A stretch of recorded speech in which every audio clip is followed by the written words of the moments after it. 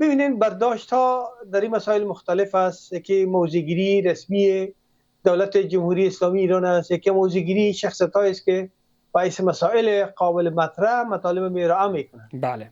آنچه که در مورد تنگه هرمز است، تنگه هرمز یک بنگاه یا کارگاه ساده نیست که به این سادگی بتوانند رو بسته کنند. بعد خسارات بسیار عظیم ازی برای کشورهای تنها طرفدار امریکا نیست، هند متضرر میشه، چین متضرر میشه، روسیه متضرر میشه، حتی کشورهای بسیار دور نزدیک استرالیا، کانادا، امریکا.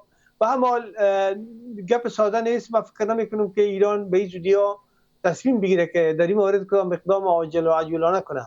بله. اما در بخش‌های مختلف دیگه میشه که اقدامات کردن که مثلا قطع همکاری‌ها با سازمان انرژی بین‌المللی اتمی که امروز ایران عملاً از توافقنامه قاهره که در 9 سپتامبر سال جاری بین آقای رفایل گروسی و آقای وزیر خارجه عراقچی به دستینه یا امضا رسیده بود، امروز ایران رسما به اصلاح توافقنامه یا سازشنامه یا همکاری‌نامه را ملغا اعلان